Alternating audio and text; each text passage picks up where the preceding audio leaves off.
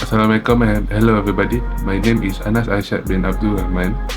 I'm from AS0071B1 class. I'm currently staying at Nilai Negeri Sembilan.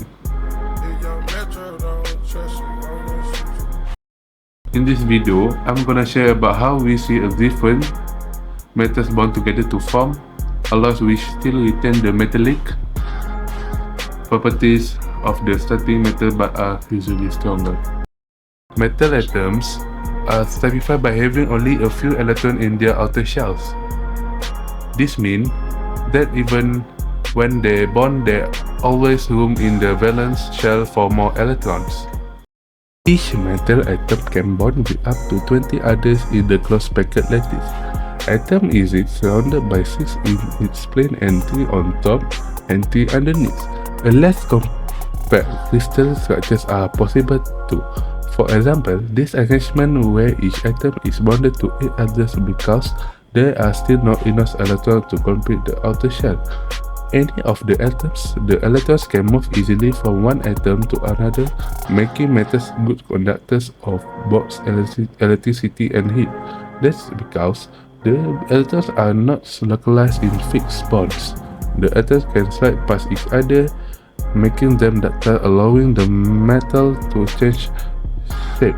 This also means that when you try to react metals together, the atoms normally just melt into the lattice, forming metallic bonds either each other and with no fixed proportion and randomly distribute. These structures are called alloys.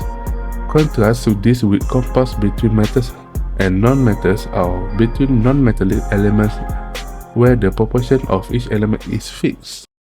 The oldest example of an alloy perhaps is the way bronze took over from copper in the early human communities of Europe around 6,000 years ago. The atoms in a metal lattice are held by non-directional bonds, a sort of loose electrons as we said, allowing the atoms to slide past each other, still touching, making metals relatively easy to melt and bend but hard to vaporize.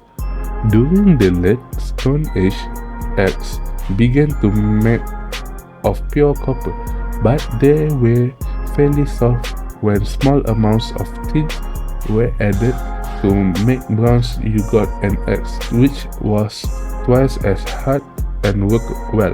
The Bronze Age had arrived. When metal changed shape, atoms actually slip over each other like this.